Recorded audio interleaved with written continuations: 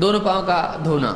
ابو ہریرہ رضی اللہ عنہ فرماتے ہیں ان النبی صلی اللہ علیہ وسلم رأى رجلا لم يغسل عقبیہ فقال ویل ویل للاعقاب من النار۔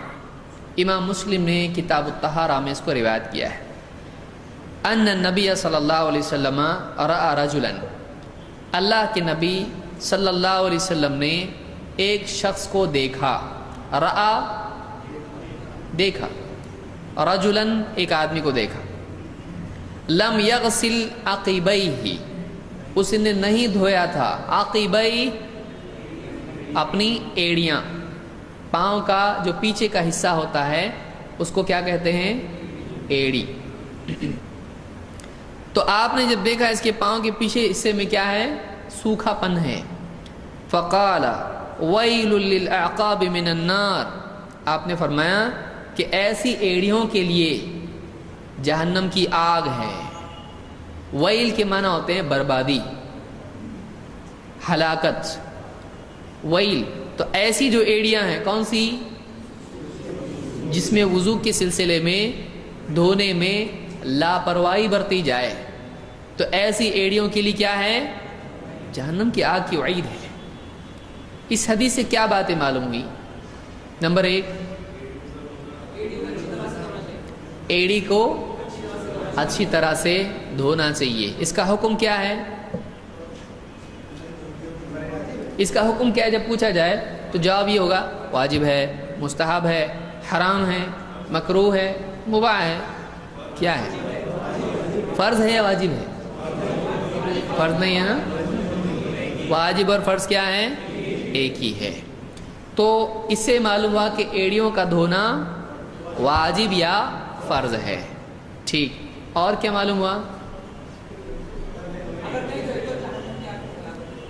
یعنی اگر نہیں دھوئے تو جہنم کی آگ کی وعید اس کے لیے ہے۔ تو یہ کیسے گناہوں میں سے ہے؟ کبیرہ گناہوں میں سے، یہ کبائر میں سے ہے۔ یعنی وضو میں لاپرواہی برتنا یہ کیا ہے؟ کبائر میں سے۔ اس لیے کہ وعید جس چیز پر آئے وہ چھوٹی چیز ہوتی ہے، جہنم کی وعید اس کے اوپر ہے۔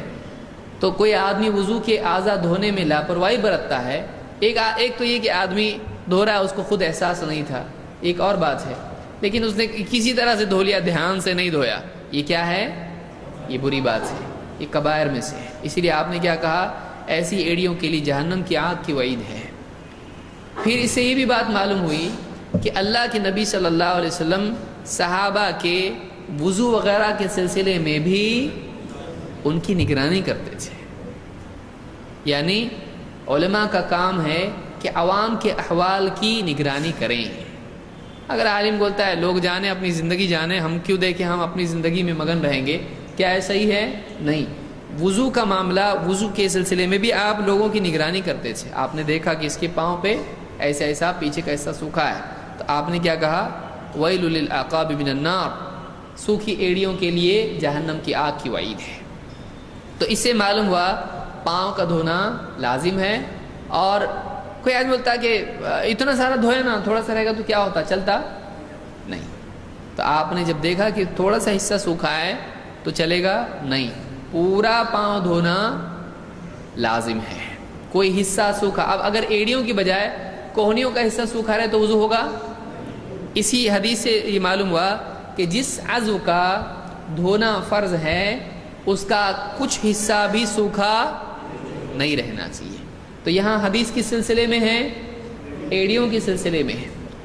تو اس کو دوسرے اعضاء کے بارے میں بھی ہم سمجھ سکتے ہیں کہ ان اعضاء میں بھی کوئی حصہ سوکھا نہیں رہنا چاہیے۔ سمجھ میں آ رہا ہے؟ یہ حدیث اس سے ہاں یہ ظاہر ہوتا ہے۔ اور آگے آئیے ایک اور حدیث ہم دیکھتے ہیں جس سے مزید وضاحت ہوتی ہے اس مسئلے کی۔ اب پچھلی حدیث کے راوی کون ہیں؟ ابو ہریرہ، اور اگلی حدیث کے راوی عمر بن الخطاب۔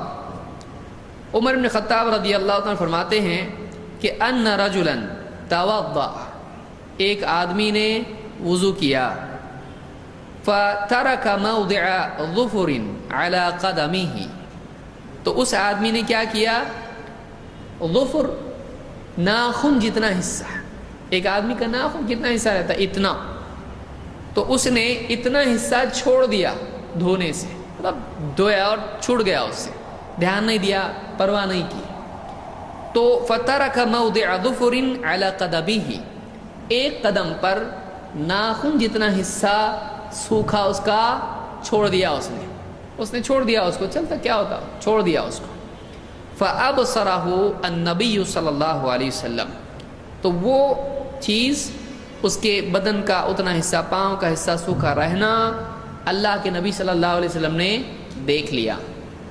فقال ارجع ارجع فاحسن وضوءك فرجع ثم صلى. آپ نے کیا کہا؟ ارجع، واپس جا.